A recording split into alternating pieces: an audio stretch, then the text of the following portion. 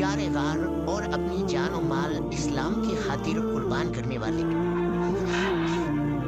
مسلمانوں کے پہلے خلیفہ حضرت ابو بکر صدیق رضی اللہ تعالیٰ عنہ۔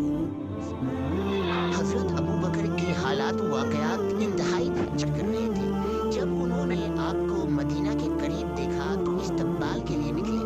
بہت سے انصار جنہوں نے اب تک نبی صلی اللہ علیہ وسلم کو نہیں دیکھا تھا وہ غلطی سے حضرت ابو بکر کے گرد جمع ہونے لگے، یہاں تک کہ جب حضرت ابو بکر نے اپنی چادر سے حضور کو دھوپ سے حفاظت کے لیے سایہ کیا تو اس وقت لوگوں نے نبی کو پہچانا۔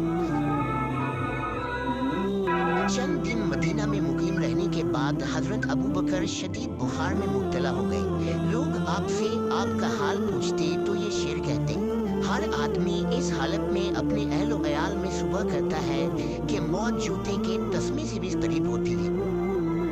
دراصل حضرت ابو بکر رضی اللہ تعالیٰ عنہ اور اصحاب کے لیے مدینہ کی آب و ہوا نامواقع ثابت ہوئی اور انہیں مکہ اور وہاں اپنے رشتہ داروں کی یاد ستانے لگی، لہذا حضور نے دعا فرمائی، یا اللہ تو مکہ کی طرح یا اس سے بھی زیادہ مدینہ کی محبت ہمارے دلوں میں پیدا کر دے اور اس کو بیماریوں سے پاک فرما۔ دعا مقبول ہوئی اور جلد ہی حضرت ابو بکر تندرست ہو گئے۔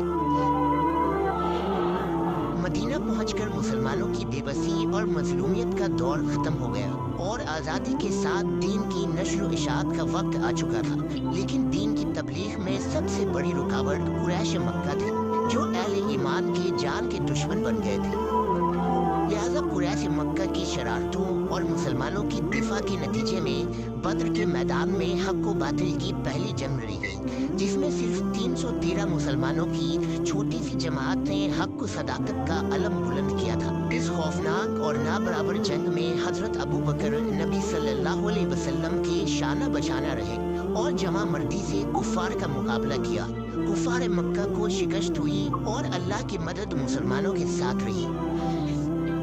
اس جنگ میں کفار کے 70 قیدی پکڑے گئے تھے۔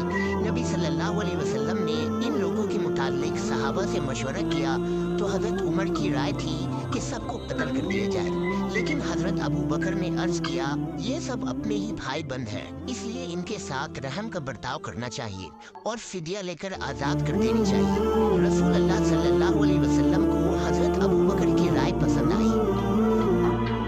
بدر کی شکست کے بعد قریش مکہ نے جوش و انتقام میں ایک بڑی لشکر تیار کی اور اگلے سال پھر میدان احد میں مسلمانوں کے ساتھ جنگ ہوئی۔ یہ جنگ اہل ایمان کے لیے بہت سخت تھی۔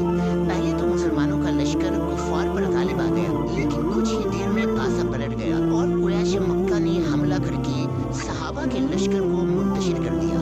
نبی صلی اللہ علیہ وسلم بھی زخمی ہو گئے۔ لوگ حضور کو سہارا دے کر پہاڑ پر لائے تو حضرت ابو بکر بھی آپ کے ساتھ تھے۔ احد کے بعد مسلسل غزوہ خندق اور غزوہ بنی مستلق پیش آیا، جس میں حضرت ابو بکر نبی صلی اللہ علیہ وسلم کی ہم رکاب تھے۔ مسلمانوں کا یہ مختصر سا لشکر نبی صلی اللہ علیہ وسلم کی سربراہی میں عربوں کے بڑے بڑے قبائل اور جنگی طاقتوں کو شکست دے رہے تھے، اور اس طرح پورے خطہ عرب میں مسلمان ایک عظیم طاقت بن کر ابھرے، جن کا مقصد صرف جنگ اور مال غنیمت نہ تھا بلکہ اسلام کی تبلیغ اور اللہ کا پیغام لوگوں تک پہنچانا ہی اس جماعت کا اصل ہدف تھا۔ 4 ہجری میں حضور صلی اللہ علیہ وسلم نے 1400 صحابہ کے ساتھ زیارت کعبہ کے مقصد سے مکہ کے لیے روانہ ہوئے۔ جب قریش کو یہ خبر ہوئی تو انہوں نے مسلمانوں کو طواف کعبہ کی اجازت نہ دی، کیونکہ کعبہ کی متولی اور سرپرستی اب بھی کفار مکہ کے ہاتھوں میں ہی تھی۔ رسول اللہ صلی اللہ علیہ وسلم نے اصحاب کے ساتھ مکہ کے قریب حدیبیہ نامی مقام پر پڑاؤ ڈالا۔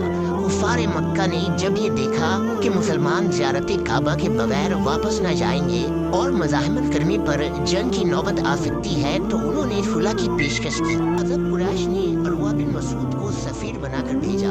اس نے نبی صلی اللہ علیہ وسلم سے گفتگو کرتے ہوئے کہا، اے محمد، خدا کی قسم میں تمہارے ساتھ ایسے لوگ دیکھ رہا ہوں جو وقت پڑے گا تو تمہیں چھوڑ کر الگ ہو جائیں گے۔ اس جملے کو سن کر حضرت ابو بکر برہم ہو گئے اور کہا، کیا ہم رسول اللہ کو چھوڑ کر بھاگ جائیں گے؟ قسم ہے اس ذات کی جس کے ہاتھ میں میری جان ہے، اگر میں تمہارا زیر با احسان نہ ہوتا تو تمہیں نہایت سخت جواب دیتا۔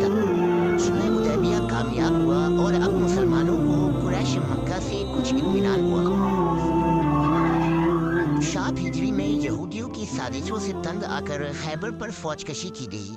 पहले हजरत अबू बकर सिपा सालार थे, लेकिन दर हकीकत फतह खैबर हजरत अली के मुकद्दर में था, लिहाजा खैबर उनके हाथों से फतह हुआ। 8 हिजरी में अपनी शरफ़ार मक्का ने सुलह को तोड़ दिया, लिहाजा रसूलुल्लाह सल्लल्लाहु अलैहि वसल्लम 10,000 सहाबा की जमात के साथ मक्का की तरफ रवाना हुए और एक फातह की हैसियत से मक्का में दाखिल हुए। फतह मक्का के इस सफर और वाक़े में हजरत अबू बकर हर लम्हा नबी के साथ थे, लेकिन अब हुजूर और असहाब का दिल मदीना से जुड़ चुका था। नबी सल्लल्लाहु अलैहि वसल्लम और सहाबा ने मक्का में रहने से इनकार कर दिया।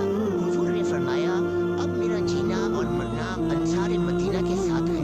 आप सल्लल्लाहु अलैहि वसल्लम ने खुतबा दिया और मदीना वापस लौट गए। 10 हिजरी में हुजूर हिज्जतुल विदा के लिए तशरीफ ले गए। हजरत अबू बकर हुजूर के हमरकाब थे। इस सफर से वापस आने के बाद आप सल्लल्लाहु अलैहि वसल्लम ने एक खुतबा दिया और फरमाया, खुदा ने एक बंदे को दुनिया और आखिरत के दरमियान इख्तियार दिया था, लेकिन उसने आखिरत को दुनिया पर तरजीह दी। हजरत अबू बकर ये सुनकर रोने लगे। लोगों को सख्त ताज्जुब हुआ कि ये रोने का कौन सा मौका है, लेकिन दर हकीकत हजरत अबू बकर अपनी फरासत से समझ गए थे कि बंदे से मुराद खुद नबी सल्लल्लाहु अलैहि वसल्लम है और अब हुजूर का वक्त करीब आ चुका है।